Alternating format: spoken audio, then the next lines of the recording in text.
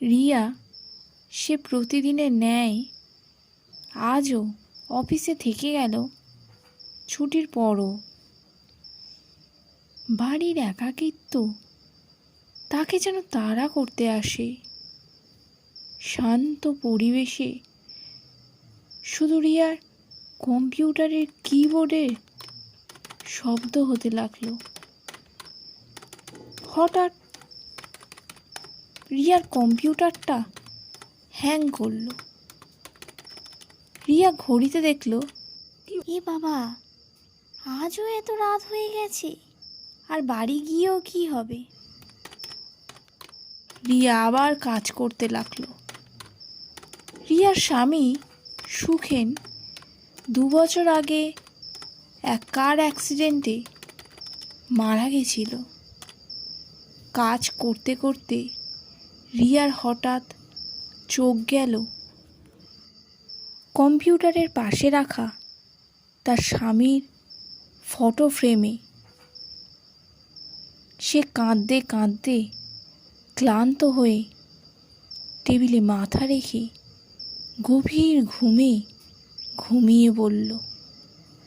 ঘুমের মধ্যে রিয়া তার স্বামীকে প্রথম দেখল মৃত্যুর পর। সুখেন ছিল শান্ত, চুপচাপ, যেন কিছুই হয়নি। Sukhen, I miss you so much. তুমি আমাকে ছেড়ে গেলে কেন? চলে গেছি? দূর পাগল, আমি তো তোমার কাছেই আছি। আমি তোমাকে প্রমিস করছি, তাড়াতাড়ি তুমিও আমার কাছে আসবে। তবে তোমার ফ্রুনাল? হঠাৎ একটা শব্দেই রিয়ার ঘুম ভেঙে গেল। ডিসেম্বরের রাত, ঠান্ডা হাওয়া চলছিল, চারিদিক অন্ধকার।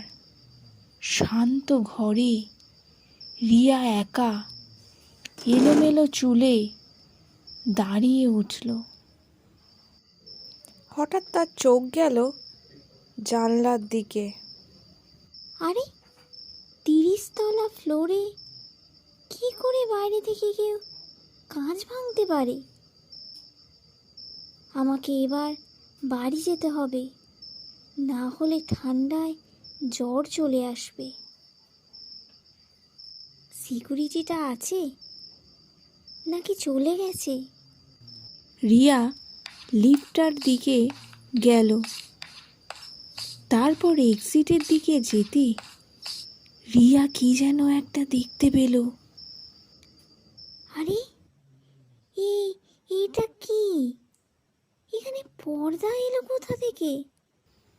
পর্দাটা সরিয়ে রিয়া সুখেনকে দেখতে পেল। রিয়ার ঘুম ভেঙে গেল। কপালের ঘাম মুছে রিয়া বলল, এবার বাড়ি যেতে হবে। এই বলে রিয়া দাঁড়িয়ে হঠাৎ জানালার দিকে চোখ পড়তেই আ গল্পটি ভালো লেগে থাকলে লাইক, শেয়ার আর কমেন্ট করবেন। সাবস্ক্রাইব করতে ভুলবেন না।